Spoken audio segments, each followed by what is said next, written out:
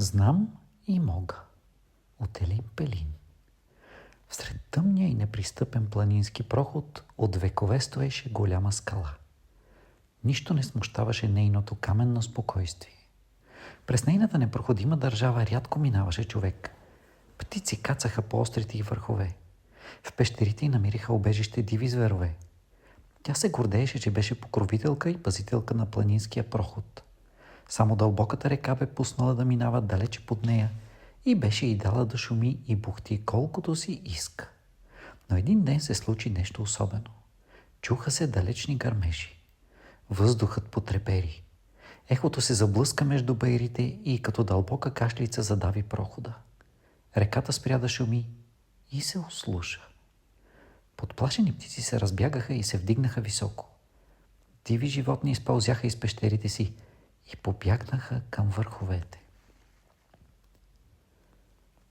Какво става? Рече на себе си с голямо спокойствие скалата и се ослуша. Някъде в равнището под нея живееше стар гущер. Той се измъкна от дупката си и каза: „Става нещо странно, навярно идат великаните." „Кои великани?" попита спокойно скалата. „Чул съм от деди и прадеди", каза старият гущер, „че някъде на земята живеят двама великани.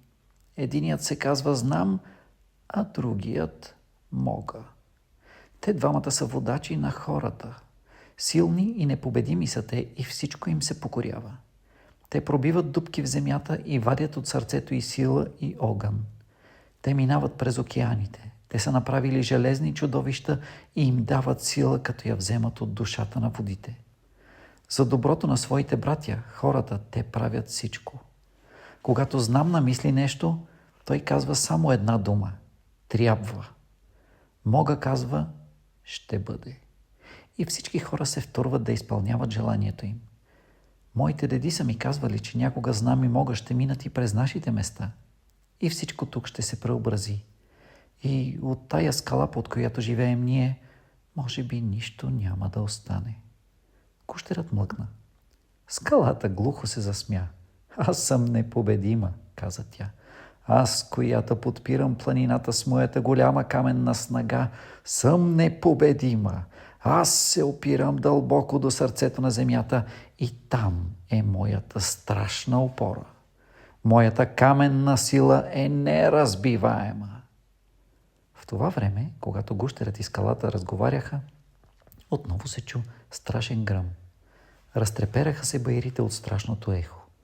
И ето, че през храстите и сипеите се зададоха с уплашен бяг зайци, лисици, змии и гущери. Те тичаха и викаха: „Бягайте, идат!" „Кой иде?" попита старият гущер един друг стар гущер, който едвам пълзеше по сипея. „Идат Знам и Мога." „Свършена ти е работата", каза старият гущер на скалата. „Благодаря ти, че толкова години дава убежище на мен, на децата и на внуците ми. Сега и аз бягам вече." Скалата спокойно се засмя. Изведнъж храстите и сипеите по стръмнините наоколо почерняха от хора. Те вървяха бързо и с вик нападаха гордата скала.